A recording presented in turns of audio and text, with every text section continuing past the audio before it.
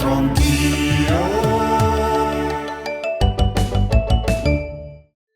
Nuovo appuntamento con C'entro anch'io, speciale vini bresciani. Ben trovati a tutti, grazie per seguirci così numerosi. Mi fa sempre un po' paura Davide Lazzari con sto sguardo. Sai che se fai il bravo oggi ci racconti un vino della zona a est, a Botticino, il Botticino DOC. Che ci dici del Botticino DOC? Parliamo del Botticino DOC e quindi ad esempio quali vini si possono produrre come Botticino DOC: bianchi, rossi, spumanti, rosa, Tutti, viola, tutto. Passiti, che ne sai? Lo sai? Sì. No, ho sbagliato. No, lo so, ma non te lo dico, non te lo darti soddisfazione. Ma tu, bianchi, rossi, bianchi. Andiamo a chiederlo magari a qualcuno, anche chiedendo quali sono, diciamo, le specialità e per cosa è più conosciuto Botticino nel mondo. Ah beh, per farti la fidanzata, no? Perché dice, da Roma fatela scolpirla a Botticino. Per il marmo, già uno l'ha Vedi?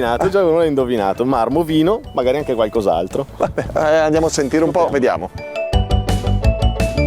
Oh Davide, anche oggi vedi sono venuto in centro per questo quiz perché mi metti in difficoltà, ma io credo che il buon Alberto ci può aiutare. Alberto, tu di dove sei? Sei bresciano? Sì, sono del Lago di Garda, sono diciamo toscano di origine, però adesso sono qui. Da molto tempo stai dalle nostre parti, Alberto? Sì, da circa 8 anni.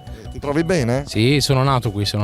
Ok, molto bene. Senti Alberto, si parla del Botticino DOC. Tu come te la cavi con i vini? Consumi, non consumi, li conosci? Sei completamente astemio? No, li apprezzo, in particolare le bollicine. Non sono un grande esperto, però mi piacciono le bollicine. Ok, faccio proprio questo quizzettino perché io non so rispondere.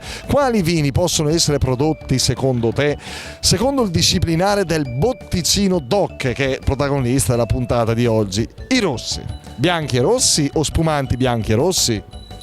Forse rossi? Solo rossi, bravo Alberto, risposta esatta. Oltre al vino, secondo te per quali prodotti è nota la zona di Botticino, quindi verso est, andando appunto da Brescia verso Salò se vogliamo? Vino e marmo, vino, marmo e calze, vino, marmo e spiedo? Vino, marmo e calze anche. Bravo Alberto, anche le calze effettivamente. Va bene, grazie per la tua preziosa e simpatica compagnia, a presto, ciao. Grazie a voi.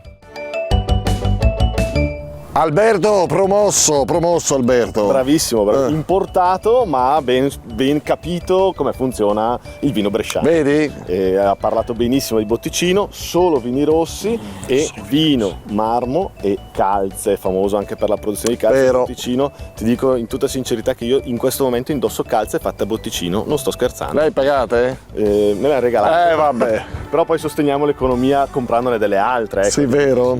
E Botticino con i suoli appunto in marmo, quindi calcare, da vini molto duri si definiscono in enologia, cioè vini che hanno bisogno di piatti poi per sgrassare, quindi vini molto intensi, molto cupi ma molto eleganti. E quindi cosa ci possiamo abbinare? Che ci possiamo abbinare? Io ci abbinerei una giacchettina. Ah no, da mangiare, no, ok. no, con le calze di Botticino una bella giacchettina, ma col vino Botticino già pregusto un bel brasatone con la polenta fatto come si deve, quei bei brasati belli intensi. Sì, vabbè, non è ora di pranzo, se sta già sto sognando.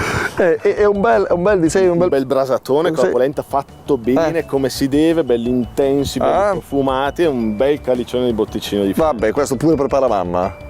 Questo lo chiederò. Il brasato non è il solito nostro Natale, ma magari Santo Stefano. Signora bella mia, vogliamo farlo felice sto bambinone, dai, come vogliamo fare?